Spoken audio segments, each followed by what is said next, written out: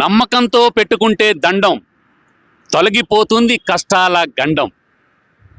ఇప్పుడు చాలా ప్రసిద్ధమైన ప్రముఖమైన అటు ఆధ్యాత్మిక చింతనకు ఇటు ఆహ్లాదానికి ప్రతీకైనటువంటి శ్రీ నరసింహస్వామి గుట్ట మీద ఉన్నాం. ఈ గుట్ట మీద ఉన్న నరసింహస్వామికి ఈ నగరానికి చాలా సంబంధం ఉంది. ఈ గుట్ట వల్లనే ఖమ్మం నగరానికి ఆ పేరు వచ్చింది. అదేవిధంగా ఎంతో పేరు ప్రఖ్యాతులు కూడా తీసుకొచ్చింది ఈ దేవాలయమే. అసలు ఈ దేవాలయం చరిత్ర ఏమిటి, లకుమారెడ్డి వేమారెడ్డి అనే ఇద్దరు ఈ దేవాలయాన్ని ఎప్పుడు నిర్మించారు, ఇక్కడ ఉన్న నరసింహస్వామికి ఉన్న పవర్ ఏమిటి అనేది ఇక్కడ ఉన్నటువంటి పండితుల్ని అడిగి ఈ దేవాలయ చరిత్రను తెలుసుకుందాం. కృతయుగంలో సాలగ్రామాద్రి, త్రేతాయుగంలో నృసింహగిరి, అదేవిధంగా ద్వాపర యుగంలో స్తంభశిఖరి అనే పేర్లతో పిలువబడ్డ క్షేత్రం అండి. ఇది చాలా పరమ పవిత్రమైన క్షేత్రంలో ఉన్నాం. ఈ క్షేత్రానికి ఇక్కడ చూస్తున్నారు కదా, ఆంజనేయ స్వామి క్షేత్రపాలకుడుగా ఉన్నారు. ఇంకా మనం పైకి వెళ్ళి ఈ నృసింహస్వామిని, అదేవిధంగా ఈ దేవాలయాన్ని, చుట్టుపక్కల ఉన్న ఉపాలయాలను కూడా మనం ఎక్స్ప్లోర్ చేసే ప్రయత్నం చేద్దాం ఫ్రెండ్స్.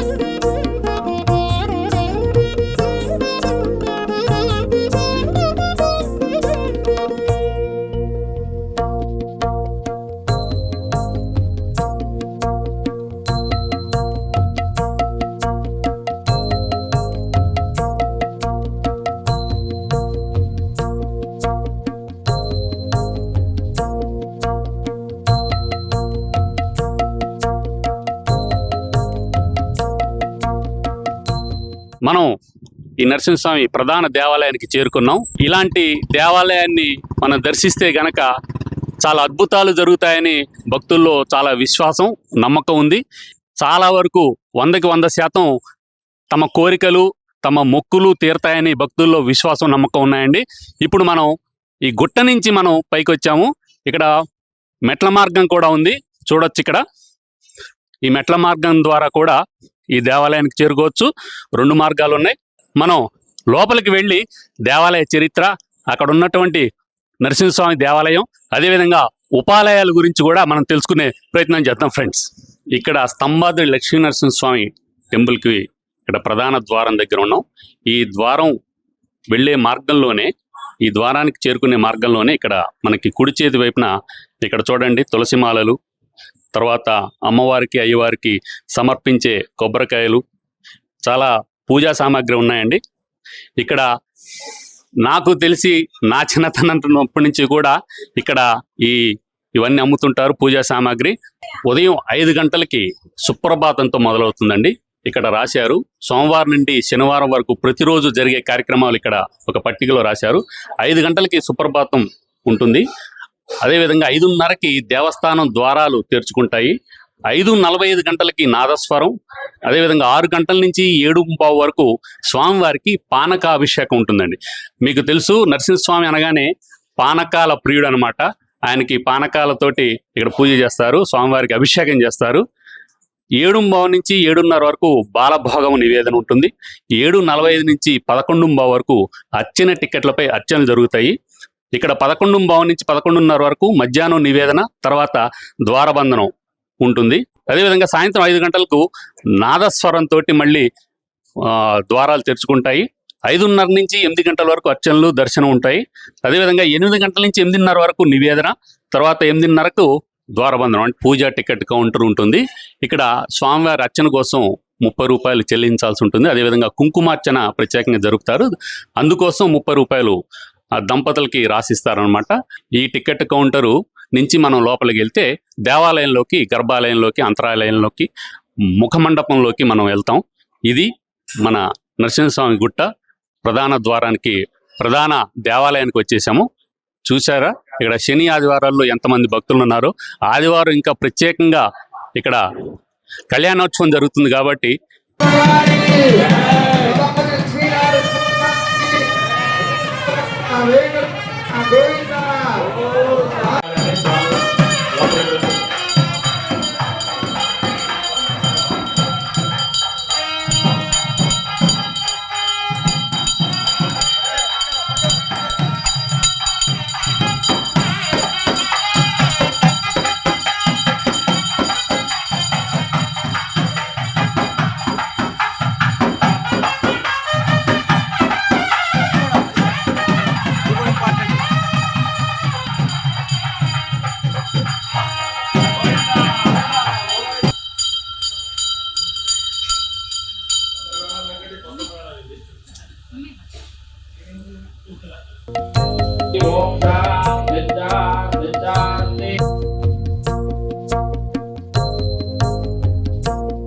స్వామివారికి ఇక్కడ కొబ్బరికాయ కొట్టి అదే ప్రసాదంగా లోపల సమర్పిస్తారు. ఇక్కడ ఒక మంత్రం ఉందండి, ఇది నరసింహస్వామి మూల మంత్రం అంటారు. ఉగ్రం వీరం మహావిష్ణుం జ్వలంతం సర్వతో ముఖం నృసింహం భీషణం భద్రం మృత్యుం మృత్యుం నమామ్యహం. జాగ్రత్తగా మీరు గమనిస్తే ఈ మూల మంత్రంలో 32 అక్షరాలు ఉన్నాయండి. ఈ 32 అక్షరాల మూల మంత్రానికి నిదర్శనంగా ఇక్కడ ఇంకొక విశేషం ఉంది, అవే ఈ స్తంభాలు. ఈ స్తంభాలు మనకి కరెక్ట్గా 32 ఉంటాయి. ఇక్కడ ఈ గుళ్ళో ఉన్న ఒక విశేషం ఇది. మూల మంత్రంలో ఉన్న 32 అక్షరాలకి సాక్షిభూతంగా ఇక్కడ రాతి మండపాలని కరెక్ట్గా 32 ఉన్నాయండి. చూడండి, ఇవి చాలా శతాబ్దాల నాటి ఈ స్తంభాలు, ఈ రాతి స్తంభాలు. ఇవి నిజంగా ముట్టుకుంటుంటే ఒక అనిర్వచనీయమైన అనుభూతి కలుగుతుంది. అది వ్యక్తం చేయలేని అనుభూతి. మీరు స్వయంగా వచ్చి వీటిని తాకితే గాని, ఆ స్పర్శని మీరు అనుభవిస్తే గానీ ఆ అనుభూతి కలుగుతుంది. ఒక ఆధ్యాత్మిక చింతనలోకి వెళ్ళిపోతాం ఈ దేవాలయానికి రాగానే. అదేవిధంగా ముఖమండపం కానీ, గర్భాలయం ఇక్కడే ఉంది. లోపల గర్భాలయం అండి, అక్కడే నరసింహస్వామి ఉంటారు. నరసింహస్వామి క్షేత్రంగా పరిడి వెళ్ళిన ఈ క్షేత్రానికి చాలా గొప్ప పేరుంది. ప్రతి ఆదివారం కూడా ఇక్కడ నరసింహస్వామికి కళ్యాణోత్సవం జరపడం అనేది చాలా విశేషం అండి. అదేవిధంగా ఆ కళ్యాణం జరిగిన తర్వాత ఇదే ప్రాంగణంలో అన్నదానం ఉంటుందండి. ఆ అన్నదానానికి కూడా భక్తులు చాలా మంది వస్తారు.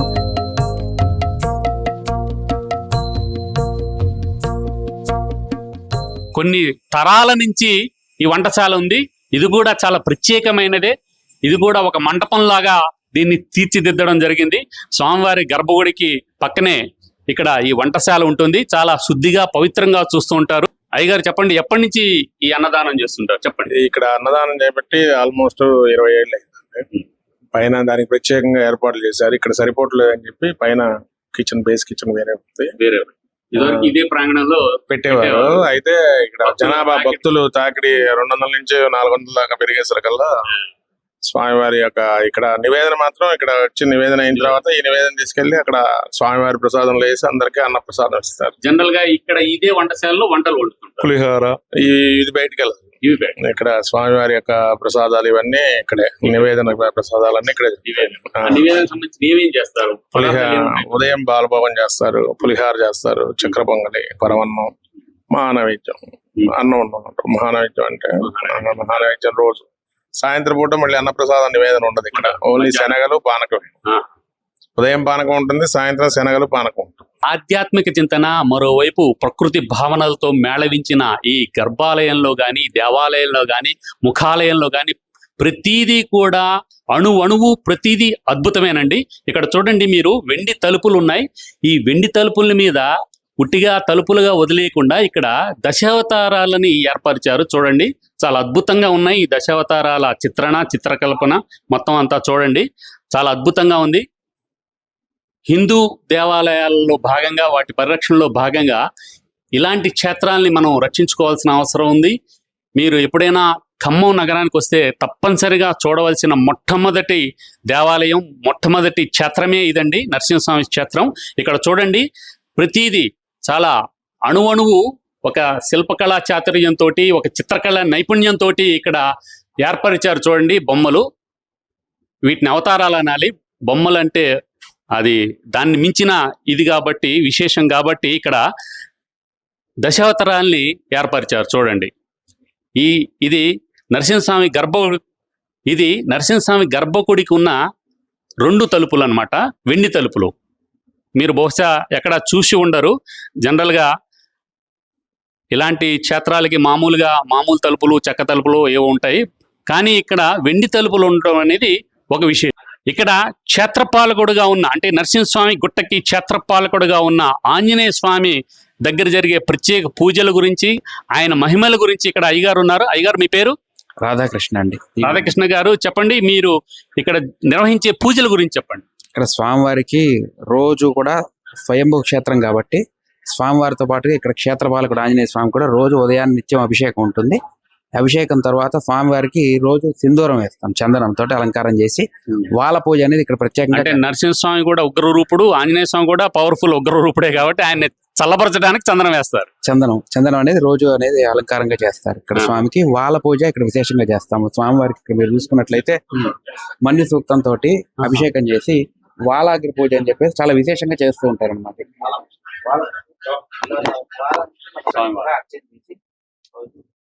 దీపాలు అర్చనలు స్వామితో పాటుగా చేస్తామండి.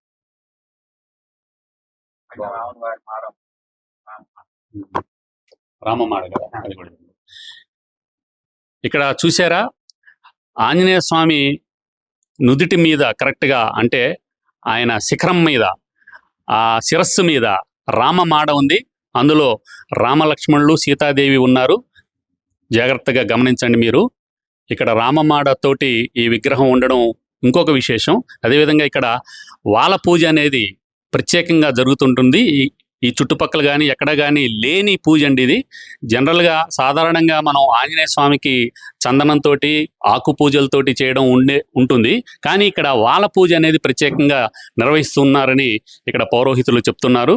ప్రత్యేకంగా భక్తులకి ఏమన్నా కోరికలు ఉంటే ఆ విధంగా మీరు వాల పూజ కూడా ఇక్కడ చేయించుకోవచ్చు. అంటే భక్తుల పేరిట కూడా వాళ్ళ పూజకి ఏమన్నా ఉంటుంది. అంటే ఇప్పుడు తమలపాకుల పూజ అంటాం కదా, ఆకు పూజ భక్తుల పేరు మీద గోత్రనామాలతో చేయిస్తారు కదా, అదేవిధంగా గోత్రనామాలతో కూడా గోత్రనామాలతో అర్చన చేసుకోవచ్చు. ఏదైనా సంకల్పం నెరవేరడం కోసం, ఆర్థిక బాధమైన సమస్యలు, ఎటువంటి ఆరోగ్య సమస్యలు ఏదైనా ఉన్నా, ప్రత్యేకంగా ఆర్థికంగా ఆరోగ్యంగా కూడా ఇవన్నీ కూడా మంచి వృద్ధి చెందడానికి స్వామికి వాళ్ళ పూజ విశేషంగా చేస్తారు. అది అన్ని చోట్ల జరగదు, కాకపోతే కొన్ని చోట్ల జరుగుతూ ఉంటుంది. మనం విశేషంగా చేస్తూ ఉంటాం. నాకు తెలిసి ఎక్కడా లేదు ఈ వాల పూజ. భక్తుల గోత్రనామాలతో కూడా వాళ్ళ పూజకి మీరు చేస్తారు. ఇప్పుడు మీరు చూస్తున్నారు సువర్చలాదేవి అమ్మవారి ఉత్సవ విగ్రహం అండి. స్వామివారి కళ్యాణం రోజున ఆ సువర్చలాదేవిని కళ్యాణ మహోత్సవాల్లో భాగంగా ఊరేగిస్తూ ఉంటారు. ఆంజనేయ స్వామి సువర్చలాదేవిని కళ్యాణం చేసి ఊరేగింపు జరపడం అనేది ప్రతి సంవత్సరం జరిగే ఒక విశేషం. ఖమ్మం నగరానికి పేరు తీసుకొచ్చిన స్తంభం అంటే మీకు నమ్మశక్యంగా లేదు కదా, నిజమేనండి.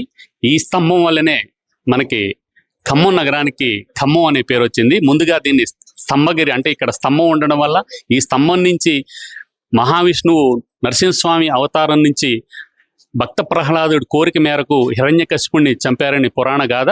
ఆ పురాణ గాథకు సాక్ష్యంగా ఇక్కడ స్తంభం ఉందండి. ముందుగా మన ఖమ్మం నగరాన్ని స్తంభగిరి, స్తంభాద్రి, స్తంభం మెట్టు అనే విధంగా పిలిచేవారు. తర్వాత స్తంభం మెట్టు కాస్త కాలక్రమంలో వ్యవహారంలో ఖమ్మం మెట్టుగా అయింది.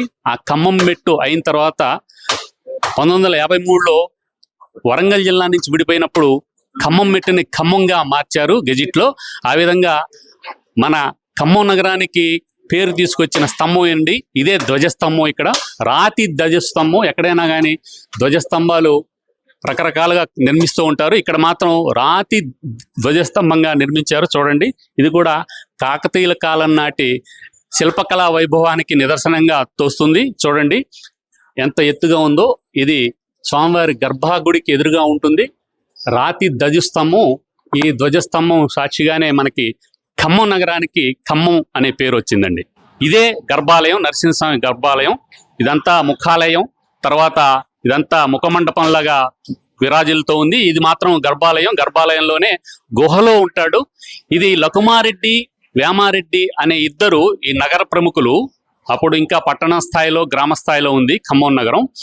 అప్పుడు లకుమారెడ్డి, వేమారెడ్డి 16వ శతాబ్దంలో ఈ గుడిని నిర్మించారు. అయితే లోపలున్న స్వామి మాత్రం శతాబ్దాల కిందటే స్వయంభూగా వెలిసిన క్షేత్రం అండి. నరసింహస్వామి ఇక్కడ ఎప్పుడు వచ్చారు, ఎలా వచ్చారు అనేది ప్రత్యేకమైన చరిత్ర ఉంది. అది అయ్యగారిని, పండితుల్ని అడిగి తెలుసుకుందాము. ఇక్కడ మాత్రం ఈ నరసింహస్వామి గుహలో ఉంటాడండి, చిన్న గుహలో. ఇదివరకు లోపల వరకు వెళ్ళి భక్తులు దర్శించుకునే వీలు ఉండేది. ఇప్పుడు ఫ్లోటింగ్ ఎక్కువ అవడం వల్ల, నియమాలు ఎక్కువ అవడం వల్ల లోపలికి వెళ్లకుండానే మనం బయట నుంచే మన గర్భగుడిలోనే మనం ఈ స్వామివారిని దర్శించుకోవచ్చండి. ఇది మాత్రం చాలా పవిత్రంగా శతాబ్దాల కింద నుంచి కూడా విరాజిల్లుతో ఉంది. పవిత్రమైన క్షేత్రం, చాలా ప్రసిద్ధమైన పుణ్యక్షేత్రం. ఇప్పుడే మనం గర్భాలయంలో ఉన్న నరసింహస్వామిని దర్శించుకొని తీర్థ ప్రసాదాలు తీసుకొని నృసింహ దండంతో కూడా మనం స్వామివారి ఆమోదయోగ్యాన్ని, ఆయన అనుగ్రహాన్ని పొంది మనం బయటకు వచ్చాం. ఇక్కడ మనం చూస్తే ఈ గుడికి అంటే గర్భాలయానికి కుడి చేతి వైపునే అమ్మవారు, అమ్మ దయ్య ఉంటే అన్నీ ఉన్నట్లే అని ఇక్కడ వ్యాఖ్య సాక్షిగా ఇక్కడ మహాలక్ష్మీదేవి అమ్మవారు మనకి సాక్షాత్కరిస్తూ ఉంటారు. వీరు ఇక్కడ నరహరి నరసింహాచార్యులు గారు ఈ గుడి ఉన్నప్పటి నుంచి, అంటే దాదాపుగా నాకు తెలిసి కొన్ని సంవత్సరాల నుంచి వీరు ఇక్కడ అర్చకత్వం వహిస్తూ ఉన్నారు. వీరిని అడిగి స్వామివారి క్షేత్రాన్ని, ఆ క్షేత్ర మహిమల గురించి, విశేషాల గురించి మనం తెలుసుకుందాం. అయ్యగారు నమస్కారం. నాకు తెలిసి నా చిన్నప్పటి నుంచి మీరు ఇదే గుళ్ళో అర్చకులుగా, ప్రధాన అర్చకులుగా ఉన్నారు. మీరు ఉండబట్టే ఇక్కడ అభివృద్ధి కూడా చాలా జరిగిందని భక్తులు చెప్తుంటారు. ఈ ఖమ్మం ప్రజలు కానీ, భక్తులు కానీ చెప్తుంటారు. మీకు తెలిసినటువంటి ఈ విశేషాలు, స్వామివారి విశేషాలు, అదేవిధంగా మహాలక్ష్మి అమ్మవారి విశేషాల గురించి చెప్పండి. జై శ్రీమన్నారాయణ. ఖమ్మం పట్టణంలో ప్రాచీన దివ్యక్షేత్రంగా పేరుగాంచినటువంటి స్తంభాద్రి లక్ష్మీ నరసింహస్వామి వారు భక్తులందరూ కూడా ఇలవేల్పు స్వామి. కేవలం దశావతారాల్లో భక్తుడి కోసం ఉద్భవించిన అవతారం నారసింహ అవతారం. ఎక్కడ ఉన్నాడు స్వామి అంటే ఎక్కడైనా ఉన్నాడని భక్తుడు మూఢనమ్మకంతో చెప్పినటువంటి యొక్క ప్రహ్లాదుడికి ఆ స్వామి ఎక్కడైనా కనబడతాడు అని చెప్పేసి ఇందుగలడందుడేడనే ఒక శ్లోకం ప్రకారం ఆ స్వామి వారు స్తంభంలో ఉద్భవించాడు. దశావతారాల్లో తల్లి గర్భంతో ఉద్భవించినటువంటి అవతారాలు చాలా అరుదుగా ఉంటాయి. అందులో స్తంభాన్నే గర్భంగా ఉద్భవించినటువంటి స్వామి నరసింహస్వామి. ఇటువంటి స్వామి కేవలం భక్తుడి కోసం ఉద్భవించినటువంటి స్వామి భక్తుల్ని ఉద్ధరించడానికి తన అంశల్ని కూడా ఈ యొక్క కలియుగంలో స్వామివారు మనకి స్వయంభూ క్షేత్రాలుగా నారసింహ క్షేత్రాలే మనకి అరుదుగా ఉంటాయి. మనకి ఇటువంటి క్షేత్రాలన్నీ కూడా కొండ గుహల్లో, అడవుల్లో, బిలాల్లో ఉంటాయి. అందులో మన యొక్క స్తంభాద్రి గుట్ట కూడా ఈ ప్రాముఖ్యత చెందింది. పూర్వం ఈ కొండ ఖమ్మం పట్టణానికి దూరంగా, సుదూరంగా ఉండి అడవిలో ఉన్నటువంటి కొండ ఇది. ఇటువంటి చోట ఈ యొక్క కృతయేతు సాలగ్రామాద్రి త్రేతయాం నృహర్గ్రహి ద్వాపరే స్తంభ శిఖరే కలియుగే స్తంభాద్రి అని ఒక కవి గారు ఈ స్తంభాద్రి గురించి ఏ యుగంలో ఏ పేరుతో స్వామివారిని పిలిచారనేది ఇది అలభ్యం, ఇది లభ్యం కానటువంటి శ్లోకం. ఇది మా పెద్దవాళ్ళు చెప్పింది, నేను అసులుగా నేను నోటికి వచ్చింది చెప్పాను నేను ఇక్కడ.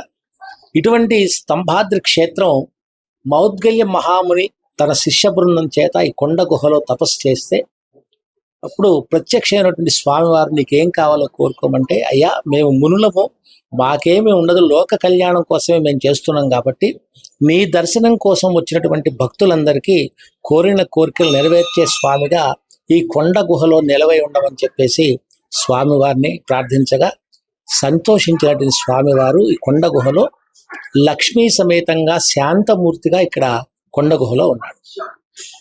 ఈ నారసింహ క్షేత్రాల్లో మనకి ప్రకృతి సిద్ధంగా దైవ ప్రార్థన కానీ దైవ పూజ ఏది కూడా తూర్పు ముఖంగా, దక్షిణ ముఖంగా, ఉత్తర ముఖంగా చేసుకోవటం మన ఆనవాయితీ. ఇట్లే విధంగా ప్రకృతి సిద్ధంగా ఏర్పడిన దేవాలయాలు మనకు అనుగుణంగా ఉండవు, ఒక్కొక్క ముఖంగా ఉంటాయి. కానీ మన ఖమ్మం పట్టణంలో స్వామి దక్షిణముఖ నారసింహుడిగా మనకు దర్శనమిస్తాడు. మనం ఉత్తరముఖంగా స్వామిని దర్శనం చేసుకుంటాం. ఈ దక్షిణముఖ నారసింహం అనేది చాలా అరుదైన క్షేత్రం. నారసింహ క్షేత్రాలే కాదు, ఏ క్షేత్రమైనా సరే దక్షిణముఖంగా ఉన్నటువంటి యొక్క క్షేత్రం స్వామివారు కోరిన కోరికలు నెరవేర్చే సంకల్ప సిద్ధి జరుగుతుంది అనేటువంటి యొక్క విశేషమైనటువంటి యొక్క స్వామివారు శక్తితో ఉంటాడని చెప్పేసి ఆనవాయితీ. అదేవిధంగా భక్తుల నమ్మకం కూడా. ఇక్కడ ఈ క్షేత్రంలో వైఖానస ఆగమం ప్రకారం ఇక్కడ స్వామి కొలువైన తర్వాత ఇక్కడ కొన్ని రోజుల పాటు ఈ అడవిలో స్వామి అంతర్భాగంగా అడవిలో కొండలో కొలువై ఉన్నాడు. అర్చనలు పూజాధికాలు ఏం లేకుండా ఉన్నాడు. కొన్ని సంవత్సరాల తర్వాత 16వ శతాబ్ద కాలంలో ప్రతాపరుద్రుడు ఈ వరంగల్ తాలూకాలో ఈ ఖమ్మం ఉండేది.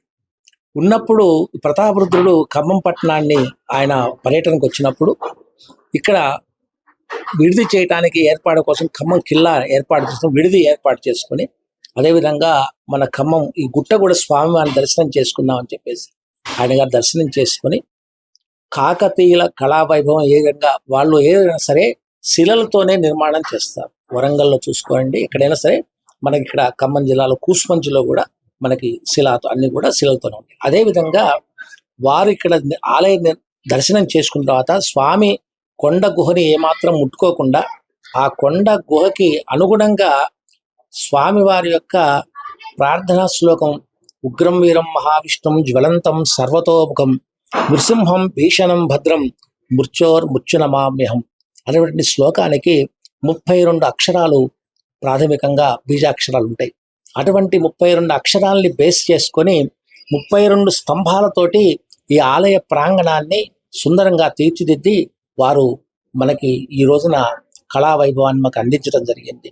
అదేవిధంగా ఈ కాలక్రమేణా ఇంత అభివృద్ధి జరిగినదే ఆ మండపాన్ని కానీ ఏం కానీ ఎక్కడ కూడా అంతరాయం లేకుండా మిగతా చోటనే అభివృద్ధి చేసుకుంటూ స్తంభాలన్నీ కూడా అలాగే ఉంచి భక్తులకి మన పూర్వ కాలంలో ఉన్నటువంటి నిర్మాణాలని ఉంచడం కోసం అని చెప్పేసి ఈ యొక్క శిలాల్ని అలాగే ఉంచడం జరిగింది. ఇక్కడ నరసింహస్వామి ఏర్పడడం అంటే ఉద్భవించడం ఒక విశేషమైతే, ఈ దేవాలయ ప్రాంగణానికి వెనక వైపు కోనేరు ఉండడం అనేది ఇంకొక ప్రత్యేకత.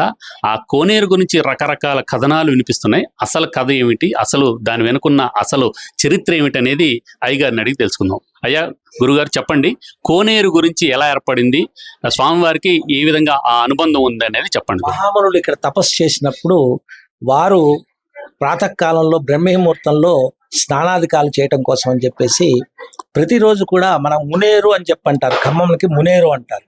మునేరు అది మునులు అక్కడికి వెళ్ళి తపస్సు మన స్నానం ఆచరించేసి ఈ కొండకి వచ్చేసి వారు పూజాధికాలు చేసుకునేవాళ్ళని చెప్పేవాళ్ళు.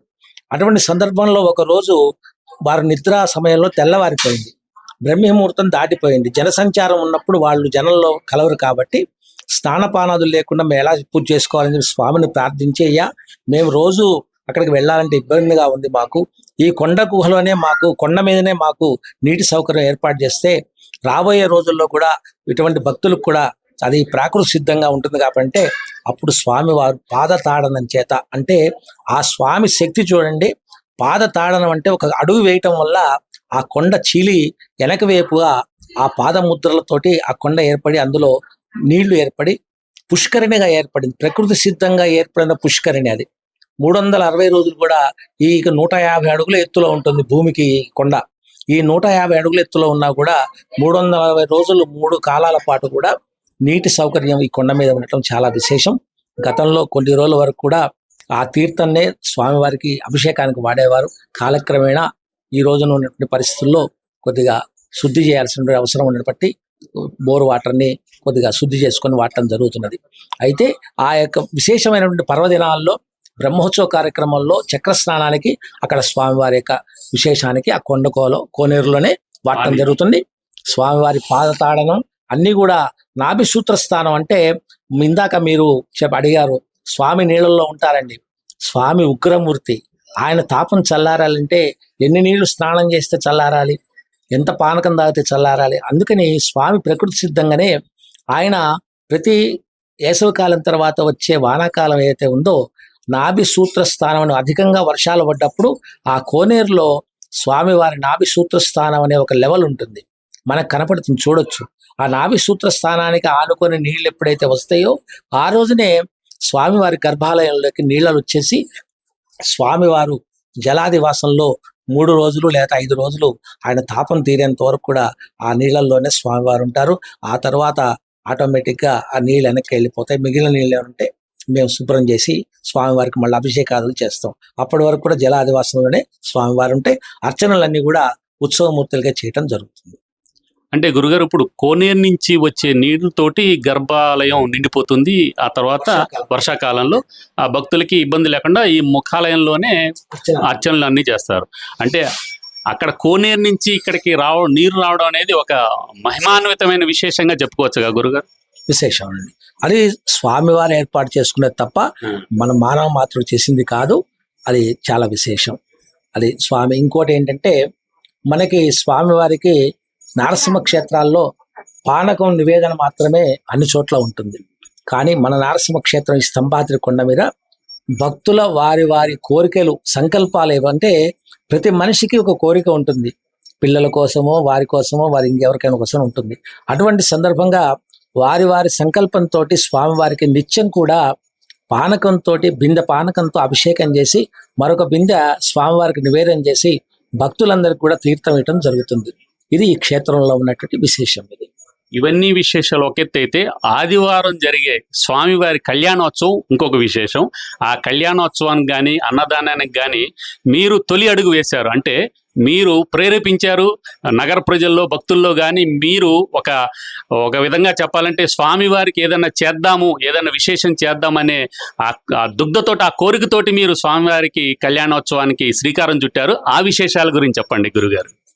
ఆదివారం దర్శనం సర్వాభివృద్ధికి నిదర్శనం అని చెప్పేసి ఒక సంకల్పంతో పూర్వం ఈ దూరంగా ఉన్నటువంటి నగరానికి దూరంగా ఉన్నటువంటి కొండ మీద కాలక్షేపం కోసం వచ్చినా ఏదొచ్చినా కూడా సెలవు దొరికితే ఎక్కడికి వెళ్ళాలో తెలవక సినిమా హాళ్ళకి వదిలిపోయిన తర్వాత ప్రశాంతత కోసం ఎక్కడికి పోవాలంటే గుట్టకి వెళ్ళాలి అని చెప్పేసి ఒక అందరు నిర్ణయం చేసుకుని వచ్చేవాళ్ళండి. దాన్ని ఆదివారం కొద్దిగా అధిక సంఖ్యలో వచ్చేవాళ్ళు. ఆ రోజుల్లో నాన్నగారికి సహాయకుడిగా నేను ఉన్నప్పుడు ఇక్కడ ఆదివారాన్ని స్వామివారికి వస్తున్నారు కాబట్టి, ఆదివారాన్ని ఇక్కడ అధిక సంఖ్యలో వస్తున్నారు కాబట్టి దీన్నే స్వామివారికి ఇష్టమైన వారం కాబోలు, భక్తులు అందుకే వస్తున్నారని చెప్పేసి ఆదివారం దర్శనం సర్వాభివృద్ధికి నిదర్శనం అనే ఈ యొక్క ప్రేరణతోటి ఆదివారం రోజునే కార్యక్రమాలన్నీ కూడా ఎక్కువ సంఖ్యలో ఏర్పాటు చేయడం జరిగింది. నిత్యోత్సవ, పక్షోత్సవం, మాసోత్సవం, అయినోత్సవాలు జరిగినా కూడా ఆదివారంలోని స్వామివారికి ప్రత్యేక పానకాభిషేకం, ఆదివారం ఉదయం 10 గంటలకి కళ్యాణ మహోత్సవం, ఆదివారం 12:30కి అన్నదాన కార్యక్రమం, ఆదివారం రాత్రి పౌళింపు సేవ కార్యక్రమాలు జరుగుతాయి. సంతానార్థులు స్వామివారికి ముడుపులు కట్టడం, ఇక్కడ సంతానం కోసం అని చెప్పేసి స్వామివారికి ప్రదర్శనలు చేయటం, సంతానం కోసం ఆదివారం రాత్రిపూట స్వామివారికి పండ్ల నివేదన చేసి దూర ప్రాంతాల వాళ్ళు కూడా తీసుకెళ్ళటం ఇక్కడ ఆనవాయితీగా జరుగుతుంది. ఇందాక అన్నదానం అని అడిగారు. ఇది దూర ప్రాంతాలు వచ్చే వాళ్ళకి కానివ్వండి, మధ్యాహ్నం పూట వచ్చే వాళ్ళకి కానివ్వండి, ఆ మధ్యాహ్న సమయం 12 దాటిన తర్వాత ఇంటికి వెళ్ళి వంట చేసుకోవాలన్నా, స్వామి దర్శనం చేసుకొని వెళ్ళాలన్నా కూడా అలుపుగా ఉంటుంది. కాబట్టి దాని నిమిత్తం కొందరు భక్తులందరినీ కూడా కూడబట్టి వారి దగ్గర ఇచ్చినట్టు విరాళాలతోటి స్వయంగా కొన్ని రోజులు మేము చేసాం. తర్వాత కొద్దిగా ఇప్పుడు ఈ రోజున అభివృద్ధి చెందింది కాబట్టి విరాళాలు కూడా ఎక్కువ వస్తున్నాయి కాబట్టి అయ్యగారులే వంట చేసి దాదాపు ప్రతి ఆదివారం ఒక 300 మందికి భక్తులకి ఈ నగరంలో నిత్యం ప్రతి ఆదివారం కూడా అన్నదానం జరిగే క్షేత్రంగా ఖమ్మం పట్టణంలో స్తంభాద్రిగుట్ట ప్రత్యేకత గాంచి ఉన్నది. బ్రాహ్మణ భోజనం శుద్ధిగా ఇక్కడ పెట్టడం జరుగుతుంది. కులమతాల విచక్షణ లేకుండా అందరి సహపంక్తి భోజనంతో పెడతారు. మేము బ్రాహ్మణం, మాకు వేరే పెట్టండి, మేము వేరే అంటే ఏం లేదు. ఇక్కడ స్వామి అందరినీ ఎలా చూస్తాడో అన్నదానం విషయంలో కూడా అందరినీ సమభావంగా చూసి అందరికీ మా వంతు న్యాయం చేయడానికి సహకరిస్తాం. దీనికి భక్తులు కూడా చాలా వంతు సహకరిస్తున్నారు. చాలా సంతోషకరమైనటువంటి విషయం. భవిష్యత్తులో కూడా ఈ క్షేత్రానికి భక్తుల సహకారం ఎంతో అవసరం. గతంలో ఉన్నటువంటి యొక్క రాజకీయ నాయకులు కానివ్వండి, ప్రజాప్రతినిధులు స్వామివారి అభివృద్ధికి ఎంతో సేవ చేశారు. ఇప్పుడు ఉన్నటువంటి రోజుల్లో ఈ యొక్క క్షేత్రాన్ని అభివృద్ధి చేసినట్టయితే మన ఖమ్మం పట్టణం మరొక స్తంభాద్రి యాదాద్రిగా అభివృద్ధి చెందుతుందని మా ఆకాంక్ష. అది మా తరంలో చూడాలని మా కోరిక కూడా. మీ ఆకాంక్ష బ్రహ్మాండంగా నెరవేరాలని కోరుకుంటున్నాం. అదేవిధంగా ఆదివారం దర్శనం సర్వాభివృద్ధికి నిదర్శనం. అమ్మ దయ ఉంటే అన్నీ ఉన్నట్లే ఈ టెంపుల్ మీద, ఈ మంటపం మీద రాశారు. ఇవన్నీ మీరు క్రియేట్ చేసినట్ట, మీ సృజనకి నిదర్శనం. పురాణాలు చెప్పిన ప్రకారం, ఇక్కడ దివ్యక్షేత్రమైన చరిత్ర చెప్పిన ప్రకారం మునుల కోసం నరసింహస్వామి ఇక్కడ ఒక పాద తాడనంతో ఈ కోనేరుని సృష్టించాడని చెప్తుంటారు. చూడండి, ఇక్కడ చూడండి, ఈ షేప్ కూడా కోనేరు ఆకారంలో ఉంటుంది. అదేవిధంగా ఇక్కడ పాదం కూడా ఉంటుంది. ఇక్కడ చూసినట్లయితే నరసింహస్వామి పాదం కూడా ఉంటుంది. ఇక్కడ చూడండి, ఇదంతా పాదముద్ర అన్నమాట. అదేవిధంగా ఈ కోనేరు ఆకారాన్ని చూస్తే, పైనుంచి చూస్తే గనక ఇది పాదం కిందగా ఉంటుందన్నమాట. ఆ షేపులో కనిపిస్తూ ఉంటుంది. చాలామంది భక్తులకి ఈ విషయం తెలియదు. చాలా ఇదివరకు రెగ్యులర్గా దర్శించుకునే భక్తులకు తప్ప కొత్త భక్తులకైతే ఈ విషయం తెలియదు. అందుకనే ప్రత్యేకంగా స్పష్టంగా తెలియజేయడం జరుగుతోంది. ఇక్కడ మునుల కోసం కోనేరుని స్వామి సృష్టించాడు. ఒకరోజు మునులు సూర్యోదయం అయిన తర్వాత లేస్తే ఇక్కడ స్నానానికి నీళ్లు లేకపోతే మున్నేరుకు వెళ్ళడం సాధ్యం కాదు. కాబట్టి స్వామిని వేడుకుంటే ఆ విధంగా స్వామి ఇక్కడ ఒక పాద తాడనం, అంటే తన పాదం పెట్టి చేయడం వల్ల ఆ తాడనంతో ఇక్కడ కోనేరు ఏర్పడింది. అప్పటి నుంచి కూడా ఇప్పటి వరకు కూడా ఈ కోనేరులో నీళ్లు ఎండిపోవడం అనేది ఉండదు. ఇదివరకు ఈ కోనేరు నీటితోటే స్వామివారికి అభిషేకం చేసేవారు. కాకపోతే ఇక్కడ శుద్ధి లేకపోవడం వల్ల, ఇక్కడ ఎలాంటి క్లీనింగ్ సెక్షన్ లేకపోవడం వల్ల ఇక్కడ కోనేరులో నీరుని బంద్ చేసి ఇప్పుడు వేరే నీళ్లతోటి శుద్ధి చేసి ఇక్కడ అభిషేకం చేస్తున్నారు. కాకపోతే ఎప్పటికైనా ఇది శుద్ధి చేస్తే బాగుంటుందని మనం మన ఛానల్ ద్వారా తెలియజేస్తున్నాం. ఇంతటి మహిమలు, ఇంతటి మహత్యాలు ఉన్నటువంటి కోనేరు కానీ, ఇలాంటి పుణ్యక్షేత్రాలు కానీ చాలా ఉన్నాయి ఇక్కడ. అలాంటి పుణ్యక్షేత్రాల్లో ఇది ప్రసిద్ధమైనది. ఇదండి మన స్తంభాద్రి శ్రీ లక్ష్మీనరసింహస్వామి గుట్ట యొక్క ప్రత్యేక చరిత్ర. ఇంతటి మహిమలు ఉన్నటువంటి చరిత్ర ఉన్నటువంటి స్వామివారిని మీరు కూడా దర్శించుకోండి. మహావిష్ణువు అవతారమైన నరసింహస్వామి అవతారానికి సాక్షిభూతంగా ఇక్కడ ఒక రంగనాథుడు ఉన్నాడండి. ఇది కూడా విష్ణు అవతారమే కాబట్టి ఇక్కడ ఈ విగ్రహాన్ని ఏర్పరిచారు. ఈ క్షేత్రంలో ఉన్నటువంటి ఈ ఆలయ విగ్రహానికి ఎలాంటి చరిత్ర ఉందో మనకు తెలియదు, కానీ ఇది మాత్రం రంగనాథుడు కొన్ని సంవత్సరాల నుంచి ఇదే చెట్టు కింద దర్శనమిస్తూ ఉంటున్నాడు భక్తులకి. చూడండి ఫ్రెండ్స్, ఈ ఖమ్మం నరసింహస్వామి దేవాలయ ప్రాంగణానికి కొద్ది దూరంలోనే ఇక్కడ సుబ్రహ్మణ్య స్వామి ఉన్నారండి, నాగేంద్ర స్వామి జంట నాగులు. ఈ సుబ్రహ్మణ్య స్వామిని కొలిస్తే వివాహం కాని వాళ్ళకి వివాహం అవుతుందని, అదేవిధంగా పెళ్ళై పిల్లలు లేని వారికి సంతానం కలుగుతుందని చాలామంది భక్తులు విశ్వసిస్తూ ఉంటారు. ఆ నేపథ్యంలో భాగంగా ఇక్కడ జంట నాగులు చూడండి, ఎన్ని జంట నాగుల విగ్రహాలు ఉన్నాయో. నాకు తెలిసి ఒక జంట నాగుల విగ్రహం ఒక పుణ్యక్షేత్రంలో కానీ, ఒక దేవాలయ ప్రాంగణంలో కానీ ఉంటుంది. కానీ ఇన్ని జంట నాగులు ఉండడం చాలా విశేషం. చూడండి ఎంత అద్భుతంగా ఉన్నాయో. వీటన్నిటికి కూడా రోజు భక్తులు పూజలు చేస్తూ ఉంటారు. అదేవిధంగా తమ కోరికలు, అంటే వివాహం కాని వాళ్ళు వివాహం కోసం, వివాహమై పిల్లలు లేని వాళ్ళు సంతానం కోసం కోరుతూ ఉంటారు. అదేవిధంగా పిల్లలకి ఏమైనా జబ్బులున్నా కానీ వాటిని తగ్గించమని ఈ సుబ్రహ్మణ్య స్వామిని, ఈ నాగేంద్ర స్వామిని మొక్కుతూ ఉంటారు భక్తులు. ఆ విధంగా ఇక్కడ చాలామందికి వివాహం కాని వాళ్ళకి వివాహం అయిందని, పిల్లలు లేని వాళ్ళకి సంతానం కలిగిందని, అదేవిధంగా పిల్లల్లో ఉన్న అనారోగ్యం పోయిందని చాలామంది భక్తులు చెప్తుంటారు ఫ్రెండ్స్. ఈ విధంగా జంట నాగులు ఎన్ని విగ్రహాలు ఉన్నాయో చూడండి, అద్భుతం కదా. ఇన్ని విగ్రహాలు ఉండడం, ఇన్ని జంట నాగులు ఉండడం ఒకే దగ్గర చాలా విశేషంగా భక్తులు చెప్తూ ఉంటారు. మీరు కూడా చూడండి.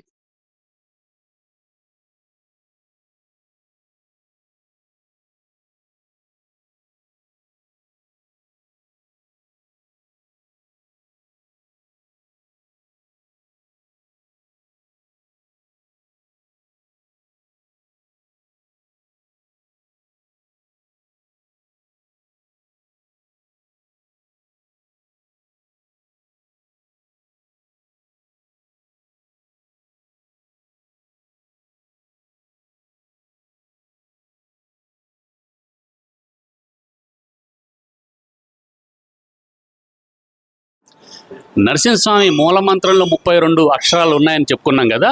ఆ 32 అక్షరాలకి నిదర్శనంగా ఇక్కడ 32 స్తంభాలు ఉన్నాయి, రాతి స్తంభాలు. ఇవి చాలా శతాబ్దాల నాటి రాతి స్తంభాలండి. వీటి చూడండి, ఇది కాకతీయుల కాలం నాటి స్తంభాలని కూడా పోలి ఉంటుంది. అదేవిధంగా వరంగల్లో 1000 స్తంభాల గుడి ఉంది చూసారా, ఆ గుడి తాలూకు రాతి స్తంభాలలాగానే ఇవి కూడా ఉంటాయి. అంటే కాకతీయుల శిల్ప కళా చాతుర్యం ఇక్కడ మనకి స్పష్టంగా కనిపిస్తూ ఉంటుంది. చూడండి, ఇవి ఎప్పటి నుంచో శతాబ్దాల క్రితం నుంచి ఉన్న, బహుశా కొన్ని వేల ఏళ్ల క్రితం నుంచి ఉన్న రాతి స్తంభాలు. ఇవి మనం ఈ విధంగా భక్తులకి దర్శించడం కూడా ఒక విధమైన విశేష అనుభూతి కలుగుతూ ఉంటుంది. ఇదే గర్భాలయం. ఈ గర్భాలయంలో వీటితో పాటు బయట ఉన్న రాతి స్తంభాలన్నీ కలిపి 32 స్తంభాలు ఉంటాయి. ఇది నరసింహస్వామి మూలమంత్రంలోని 32 అక్షరాలకి సాక్షిభూతం అని ఇక్కడ పండితులు చెప్తా ఉన్నారు. నిజంగా ఇలాంటి గుహలోని నరసింహస్వామి మూల విరాట్ని దర్శించుకోవడం ఒక విధమైన అద్వితీయమైన అనుభూతిగా చెప్పచ్చు. ఇక్కడ ఇంకోటి ఏంటంటే ఒక ప్రత్యేకత, ఇక్కడ నరసింహస్వామి వారికి మీసాలు ఉంటాయండి. స్వయంభూగా నరసింహస్వామిగా వెలిసిన ఆ విగ్రహానికి మీసాలు ఉంటాయి, పెద్ద పెద్ద కళ్ళు ఉంటాయి. అదేవిధంగా ఆ నరసింహస్వామికి ఎప్పుడు కూడా చందనం కానీ ఎర్ర చందనం కానీ అక్కడ మనకి విశేషంగా పూజలు చేస్తూ అభిషేకం చేస్తూ ఉంటారు, అక్కడ అమరుస్తూ ఉంటారనమాట ఆ స్వామివారికి. చూశారు ఇక్కడ చూడండి, చాలా అద్భుతమైన కొండ గుహ ఇది. ఒకప్పుడు గుట్ట మీద, చాలా పెద్ద గుట్ట మీద ఉన్నటువంటి కొండ గుహలో ఇక్కడ వెలవడం అనేది, స్వామివారు స్వయంభూగా వెలవడం అనేది చాలా విశేషం. మనం ఇప్పుడు గర్భాలయంలోనున్నాం. ఇక్కడ అయ్యగారు ఉన్నారు, వారిని పలకరించే ప్రయత్నం చేద్దాం. అయ్యగారు చెప్పండి, మీరు ఎప్పటి నుంచి ఇక్కడ పురోవచనం చేస్తున్నారు? జయ నరసింహ స్వామి వారికి ఇక్కడ మేము 10వ తరం అండి. 9 తరాలుగా మేము చేస్తున్నాం. మా అబ్బాయి 10వ తరం రాబోతున్నాడు. స్వామివారి యొక్క వైఖానస ఆగమం ప్రకారంగా స్వామికి ఇక్కడ విశేషమైన అర్చనలు, ఆరాధనలు చేయడం జరుగుతుంది. ప్రతిరోజు భక్తుల తాకిడి ఎలా ఉంటుంది? అదేవిధంగా శని ఆదివారాలు ఏ విధంగా ఉంటుంది? స్వామికి ఇక్కడ విశేషమైనది ఆదివారం, ఆదిదేవుడు కాబట్టి ఆదివారం విశేషం. ఇక్కడ స్వామికి ఇక్కడ శుక్ర శని ఆదివారాలు విశేషమైన ఉంటుంది. మంగళవారం నాడు వివాహం కాని వారికి విశేషమైన ఆరాధన చేసి ఇక్కడ ముడుపు అనేది కడతాం. ఇక్కడ దానివల్ల సంకల్ప సిద్ధి జరుగుతుంది. పూర్వం నుంచి వస్తున్న ఆచారం ఇది. స్వామి దగ్గర వివాహం కాని వారికి, సంతానం కాని వారికి శుక్రవారం, అలానే ఆరోగ్యం కోసం ఆదివారం విశేషమైన ఒక కార్యక్రమం చేసి స్వామి దగ్గర అభిషేకంలో సంకల్పం చెప్పి, ఇక్కడ విశేషమైనది ఋషి ప్రోక్తమైన ప్రదేశం కాబట్టి మౌద్గల్య ఋషి యొక్క ప్రదేశం ఇది. ఋషి ప్రోక్తమైన ప్రదేశం కాబట్టి ఇక్కడ ఈ యుగంలో అంటే త్రేతాయుగంలో జరిగిన ఇది ప్రకారంగా ఇక్కడ చూసుకుంటే కలియుగానికి స్వామి శీతలంతో అభిషేకం చేసి, అంటే పానకంతో అభిషేకం చేసి ఆ పానకమే నివేదన పెట్టి స్వామికి ఇక్కడ తీర్థంగా ఇవ్వడం జరుగుతుంది. ఆ యొక్క ప్రోక్తమైన ప్రదేశం కాబట్టి ఆ ఋషి ప్రోక్తమైన ప్రదేశంలో ఇక్కడ స్వామికి ఇక్కడ పీచు తీయన కొబ్బరికాయ, జాకెట్ ముక్కలు ముడుపు కట్టి స్వామికి ఇక్కడ వాళ్ళతో కట్టి సంకల్పరీత్యా మండల పూజ అనేది చేస్తారు. ఆ మండలం వల్ల కార్యసిద్ధి అనేది జరుగుతుంది. ఇక్కడ విశేషం ముడుపు అంటే ఏ విధంగా, అంటే దానికి ప్రత్యేకమైన నియమాలు ఏమన్నా ఉన్నాయా? అంటే ఇక్కడ ప్రత్యేకత ఏంటంటే 41 రోజు పాటు మేమే నిత్యం అభిషేకంలో వాళ్ళ గోత్రనామాలతో చేయడం జరుగుతుంది. దేవస్థానానికి సంబంధించిన ప్రత్యేక రసీదు తీసుకుంటే, అట్లే స్వామి యొక్క సంకల్పంలో వాళ్ళ యొక్క గోత్రం పేరుతోటి, నక్షత్రంతో విశేషంగా ఆరాధన చేస్తుంటాం ఇక్కడ నిత్యం. ఇదే ప్రాంగణంలో ఉన్నటువంటి కోనేరు నుంచి స్వామివారి నాభి వరకు నీళ్లు వస్తాయి, అదే తీర్థంగా ఇస్తారని చెప్తుంటారు. ఆ విశేషాలు చెప్పండి గురువు. ఇది స్వామికి ఇక్కడ ప్రతి 3 సంవత్సరాలకు ఒకసారి స్వామి జలాదివాసం చేసేవారు ఇంతకుముందు. కాబట్టి భక్తులు అసౌకర్యం గురి అవుతారు కాబట్టి ఆ యొక్క ఇబ్బంది లేకుండా డ్రైనేజ్ సిస్టమ్ తోటి ఉంటుంది. కానీ ఇక్కడ స్వామికి విశేషమైనది పానకంతో అభిషేకం చేసి ఆ పానకమే తీర్థంగా ఇవ్వటం జరుగుతుంది. ఆ రోజుల్లో, వెనకటి రోజుల్లో అట్లా జరిగేది. ఇప్పుడు స్వామికి ఇక్కడ ప్రత్యేకంగా ఆ కోనేరుతో నీళ్లతో అభిషేకం చేసి అది అభిషేక తీర్థంగా ఇవ్వటం జరుగుతుంది. సాధారణంగా ఎక్కడైనా గుళ్ళో తీర్థం ప్రసాదం ఇస్తారు కదండి, ఇక్కడ వాటితో పాటుగా ప్రత్యేకత ఏంటంటే స్వామివారి రక్షా కంకణం కూడా ఇక్కడ భక్తులకు అందజేస్తూ ఉంటారు. ఈ రక్షా కంకణం గురించి అడిగి తెలుసుకుందాం. స్వామివారి దగ్గర 41 రోజు పాటు మండలం రోజులు స్వామి దగ్గర పూజ చేసి ఏదైనా కార్యసిద్ధి జరగటం కోసం అని చెప్పేసి స్వామివారి దగ్గర ఉన్న రక్షా కంకణం, నృసింహ రక్షా కంకణాన్ని భక్తులకి ఇవ్వటం జరుగుతుంది. దానివల్ల వాళ్ళకి మనోవాంఛా సిద్ధి, ఏదైనా భూతపేత పిశాచాల వల్ల ఎటువంటి ఇబ్బంది కలగకుండా స్వామివారే స్వయంగా ఆ రక్షాధారణలో ఉంటారు కాబట్టి వాళ్ళకి ఎటువంటి ఇబ్బంది కలగకుండా రక్షాధారణ చేయడం జరుగుతుంది. భక్తులు ఈ నరసింహస్వామి గుట్టకు వస్తే కనుక మీరు కూడా ఆ రక్షా కవచం కట్టించుకోండి. మీకున్న మనసులో ఉన్న కోరికలు, భయాలు అన్నీ పోతాయి, భయాలు పోయి కోరికలు తీరుతాయి. నేను కూడా కట్టించుకుంటున్నాను ఫ్రెండ్స్.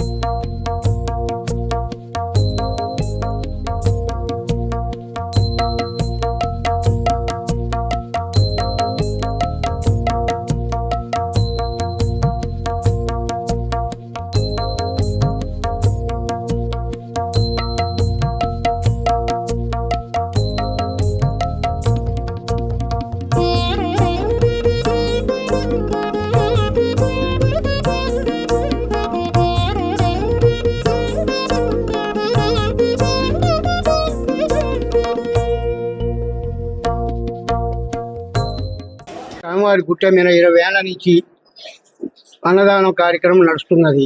బ్రాహ్మణులతో వడ్డ చేసి భక్తులకి ప్రసాదంగా భోజనాలు పెడతారు. నా పేరు మోహన్ శర్మ అండి. నేను 20 ఏళ్ళ నుంచి చేస్తాను సార్. ఉచిత అన్నదానం, ప్రసాదాలు, భోజనాలు సార్ 250 మంది నుంచి, కార్తీక మాసం అయితే 1000 మంది, 800 నుంచి 1000 మంది అవుతారు.